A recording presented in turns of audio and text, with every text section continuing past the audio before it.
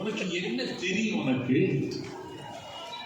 India இன்றைக்கு இந்தியாவுடைய கோபுர பெருமை உலக அளவில் குட்டிச்சுவராக இருக்கிறது தெரியுமா? இந்த நாட்டில் ராஜேந்திர சோழன் 1000 ஆண்டு ஆதிரை திருநாள் கொண்டாட்ட விழாவில் சிவபாத சேகரன் என்கிற ராஜராஜ சோழனையும் ராஜேந்திர சோழனையும் நினைவு கூறுகிற விழாவில் பகவத்கீதை வெளியிட்டானே. உனக்கு அது தெரியுமா? அப்படின்னு நாய், இந்த நாய் அந்த நாய்கிட்ட கேட்க, அந்த நாய்க்கு ஒண்ணுமே தெரியாது. அது எதிர்கட்சி தலைவரை மாதிரி இருந்து விழிக்கிறது.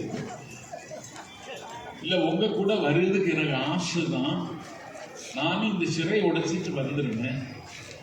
ஆனா எங்க வீட்டு முதலாளியினுடைய பையன் எதிர்த்த வீட்டு தமிழாசிரியருடைய மகள் அஞ்சலியை காதலிக்கிறான். ஆனால் எதிர்த்த வீட்டு வறுமையில் வாடுகிற தமிழாசிரியருடைய மகனுக்கு எங்கள் முதலாளி தன்னுடைய மகள் அஞ்சலியை கொடுப்பதற்கு தயாரில்லை. ஆனால் அந்த பையன் அபிஷேகத்தைத்தான் இந்த பெண் காதலிக்கிறாள். ஒரு நாள் எங்கள் முதலாளி சொல்லிவிட்டார், என் வீட்டு நாய்க்கு உன்னை கல்யாணம் செய்து கொடுத்தாலும் கொடுப்பேன், தவிர எதிர்த்த வீட்டு அபிஷேகத்துக்கு கொடுக்க மாட்டேன் என்று எங்கள் முதலாளி சொல்லிவிட்டார். ஆகவே அந்த ஆப்பர்ச்சுனிட்டிக்காக நான் காத்திருக்கிறேன் என்று அந்த நாய் சொன்னதற்கும் இந்த பிஜேபியில் இருக்கிற நாய்கள் சொல்வதற்கு ஏதாவது வித்தியாசம் இருக்கிறதா? அது நடக்குமா?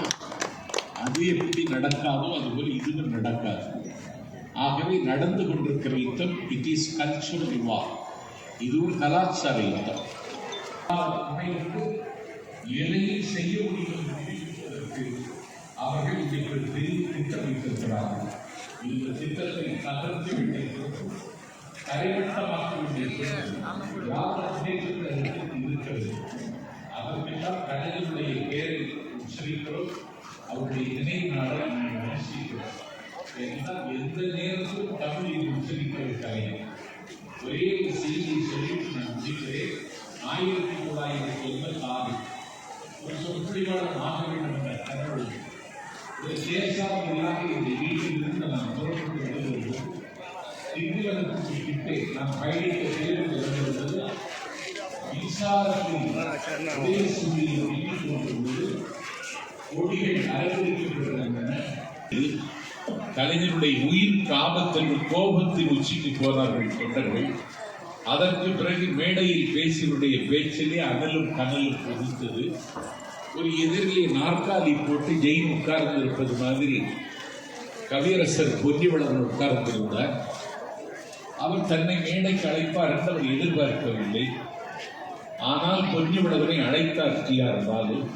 மெல்ல நடந்து மேடைக்கு வந்தார் பொன்னிவளவன். கவிதையை எழுதி வைத்திருக்கவில்லை, கவிதையை தயார் செய்யவில்லை. மேடைக்கு வந்தார். மேடையில் இருந்த கலைஞரை பார்த்தார். பார்த்துவிட்டு கலைஞரை பார்த்து சொன்னார், பாதத்தை பார்த்துவை பாதையெல்லாம் முழுகிடம்.